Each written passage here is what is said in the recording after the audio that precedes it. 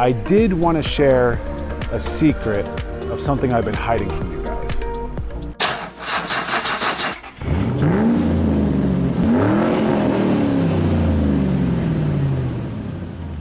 Welcome back to another episode of Broke Premiere, guys. If you're new to the channel, I'm sure you're probably expecting a flip video along with all my past subscribers. Sorry guys, unfortunately I don't think it's gonna happen this week. I have been trying, it's already Friday, I've had no luck. Yesterday, I had two that I almost could have gotten, but I was helping someone, so I missed out on the chance. And for those of you wondering like how I actually get these, you have to be on classifieds and just in the instant they pop up, within 10 minutes, contact that person saying you're coming. The Mazda that I had in the last episode, it posted at like 8:30 at night and I left by 8:40 to buy that thing. So you have to be like on it.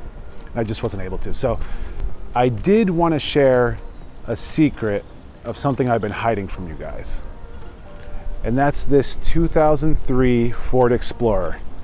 So those of you that have been here have probably seen this thing in the background, probably a couple of times throughout the videos, but I actually contacted the owner of this as far back as like the Dodge videos. When I first reached out to him, he thought it was a broken transmission. So it was like $1,000 with a broken transmission. And he didn't respond for almost 2 weeks. And then finally he told me it was a broken transmission. I just kind of tossed it to the side. I didn't think of it. And then randomly when I bought another one of the flips, I don't even remember which one, he popped up on one of my alerts that he had dropped the price to $500. So I reached out to him. I said, hey man, still got the broken transmission? And he said, nope, turns out it's a catalytic converter. So immediately I thought, dang, $500 needs a cat. That's not bad at all. It only has 143,000 on it, so $500 with a cat. Okay, fortunately we are in California, so California cats are pretty expensive. But overall, guys, the interior in this thing was like mint. So I couldn't pass it up. I mean, it's got nice leather. There's no tears in the leather. The only kind of messed up part is this little piece, but the headliner's good. It's just sharp. The sunroof works. The front window doesn't work. I mean, it's got its little things. So if you listen to it run, you'll actually hear why he probably thought it was a transmission.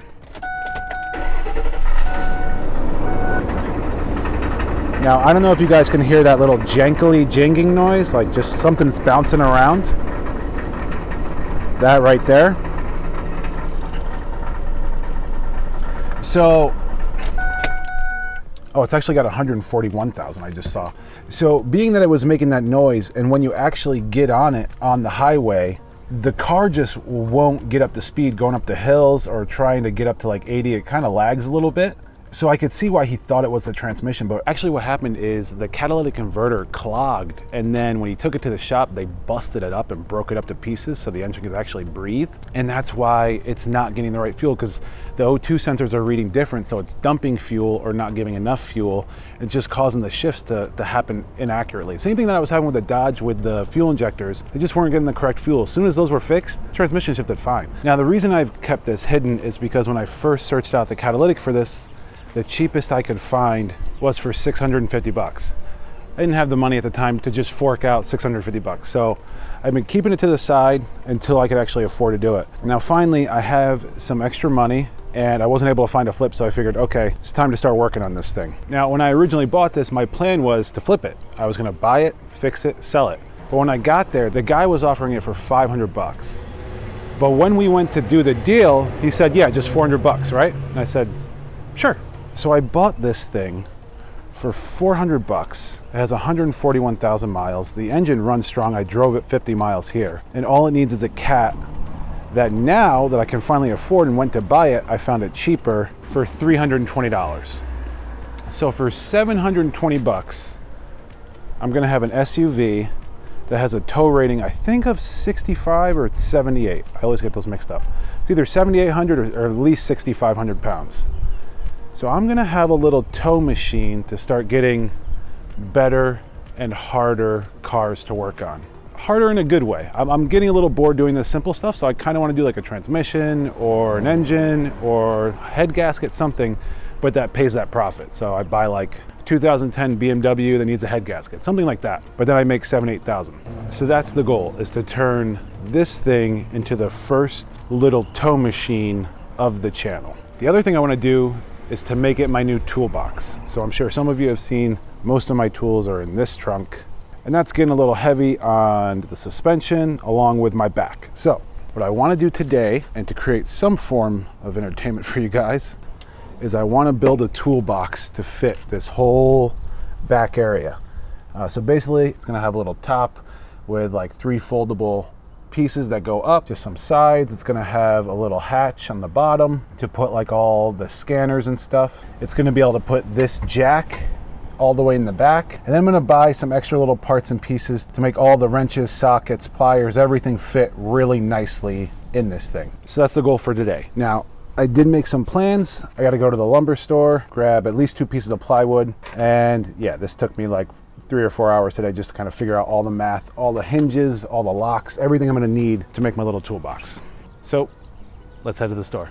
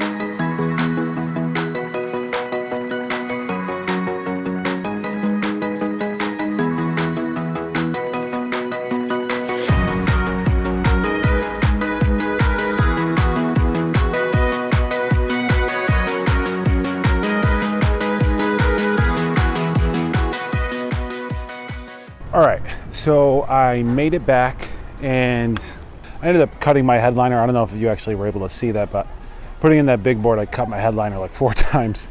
Anyway, it's okay. I was gonna yank it out. What I haven't shared yet is while I was there trying to get all these boards cut, I lost my papers with all the measurements, with everything. So I spent like 30 extra minutes in that store going in circles trying to find paper on the ground. And I never found it. So I think I got it right.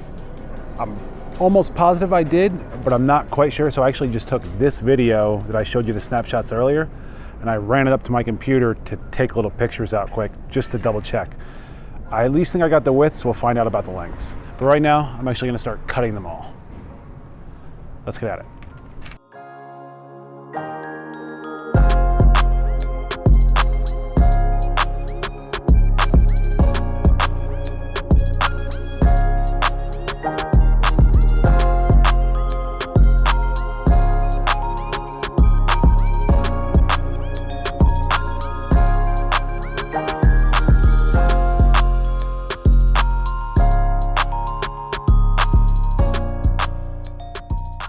All right, so obviously it's the next day. I ended up cutting everything up. I think everything is pretty dang good. Definitely a little variation. I was hoping to get some clean cuts at the lumber store, but almost every single board I had to cut extra off. Just like, I mean, an eighth off just to get the right measurements. But they're all done. I did cut some thin strips because you're gonna see why these are gonna help lock in some parts later on. I did just realize that I do have to cut this board with the screws on it because I want to make that my runners for underneath.